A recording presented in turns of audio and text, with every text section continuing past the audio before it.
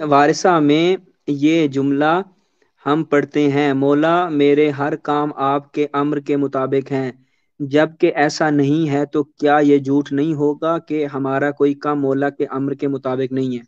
دیکھیں ہمارا جو بھی معاملہ ہے، جو بھی کردار ہے، وہ اہل بیت کے حکم کے تابع ہے. یہ عقیدہ ہمیں رکھنا پڑے گا. ٹھیک ہے. یہ اگر کوئی بندہ یہ کہتا ہے کہ نہیں میں اللہ کی اطاعت نہیں کروں گا، میں اہل بیت کی اطاعت نہیں کروں گا، تو وہ تو کفر کا جو ہے وہ بات کا بندہ وہ کافر بن جاتا ہے. جو اس بات سے پھر جائے کہ نہیں جی میں نے اطاعت ہی نہیں کرنی، یہ عقیدے کا مسئلہ ہے. تجارت وارثہ ہوں وغیرہ میں آپ اپنے عقیدے کا اظہار کرتے ہیں کہ مولا میرا عقیدہ ہے، میرا یہ وعدہ ہے کہ میرا ہمیشہ جو بھی کام ہوگا وہ آپ کے امر کے تابع ہوگا، میں آپ کی معصیت کیا نہیں کروں گا.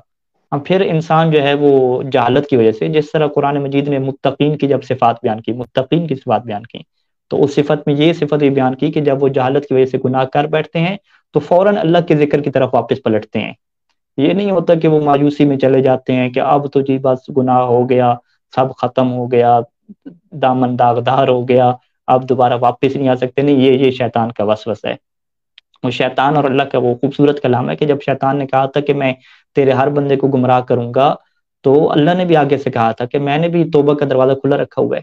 تو جب اہل تقوی کی صفات جہاں پہ بیان ہوتی ہیں، انشاءاللہ ہم کسی درس میں اس چیز کو بیان کریں گے کہ اہل تقوی کی یہ جو صفت ہے کہ جہالت اور نادانی کی وجہ سے جب وہ گناہ کرتے ہیں، جہالت کا یہ مطلب نہیں ہے کہ انہیں یہ پتہ نہیں ہوتا گناہ ہے.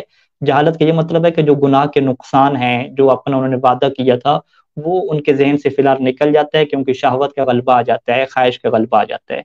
تو جب یہ گناہ کر بیٹھتے ہیں تو اب یہ قرآن نے نہیں کہا کہ وہ مایوس ہو جاتے ہیں، نہیں، قرآن نے کہا فوراً وہ اللہ کے ذکر کی طرف واپس پلٹتے ہیں اور اپنے معاملات جو ہے وہ سیٹل کر دیتے ہیں.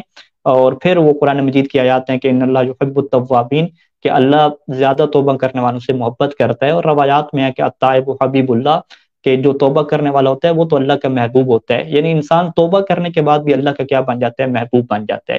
تو یہ تو وہ ایک محبت کے ہوں رشتے ہیں کہ انسان گناہ کرنے کے بعد بھی اللہ کا محبوب بن جاتا ہے، بشرطے کہ وہ مایوسی میں نہ جائے، اپنے کام کو اور اپنے کردار جو کر رہا تھا وہ ختم نہ کرے، بلکہ اسی کو وہ جاری رکھے جو نیک عمل کر رہا ہے، دوبارہ اللہ کے ذکر کی طرف واپس پلٹتے اور ایک نئے ارادے سے جو ہے وہ زندگی کی طرف آگے بڑھے اور اس کی زندگی میں کوئی مایوسی نہ آئے.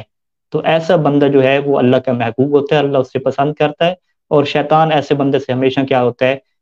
مایوسی کی کیا ٹھوکر کھاتا ہے کہ اتنا محنت کی، اس کو گناہ کروایا، پھر یہ دوبارہ کیا اللہ کی طرف چلا گیا اور اسی کا کیا محبوب بن گیا.